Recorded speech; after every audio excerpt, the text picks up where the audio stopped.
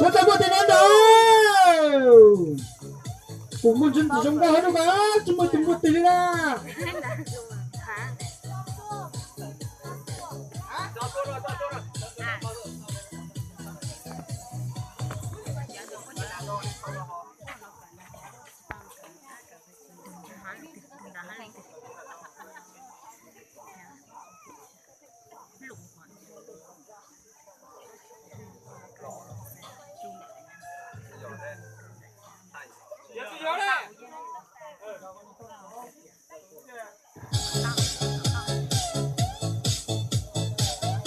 Ô, chúng ta tới đâu. Nó còn chưa dám như thế.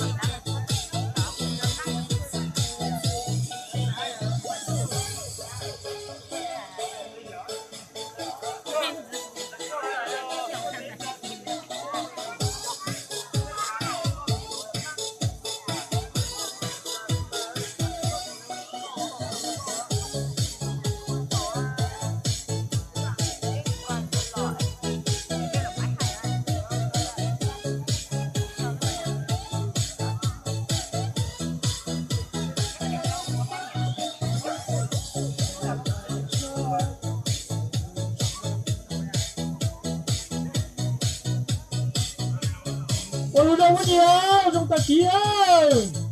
Chúng ta lúc lúc bạc thằng là chỉ lấy tiền mình giờ chúng ta bây giờ. Ôi chúng ta chỉ cho con bớt tủ lắm đi. Nó ảnh nó tăng lên mạng lên là gì ơi.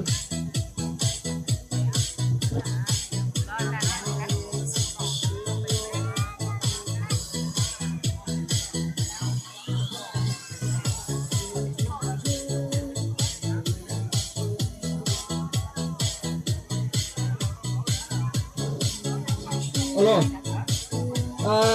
Cho thầy là có ô tạ về. Cho thầy nhá thì có thầy o đấy. Cho thì nhá thì o luôn ấy. Thầy thấy bay muốn nhảy đâu cũng thích thì nhảy các sư đi là sẽ như ta sẽ làm sao kêu.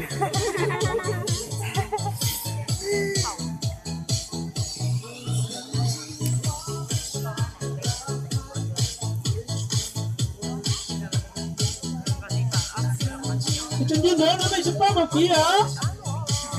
Không đâu, là chuyên nhạc có trường.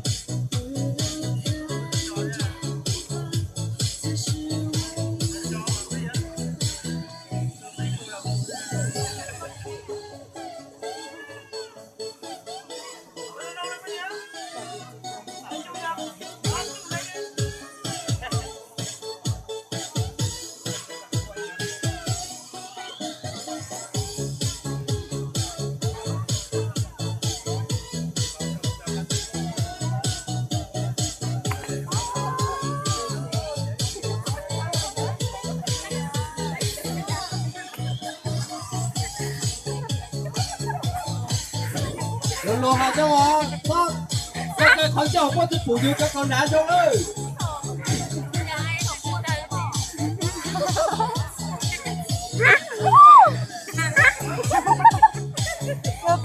Lâu rất tốt.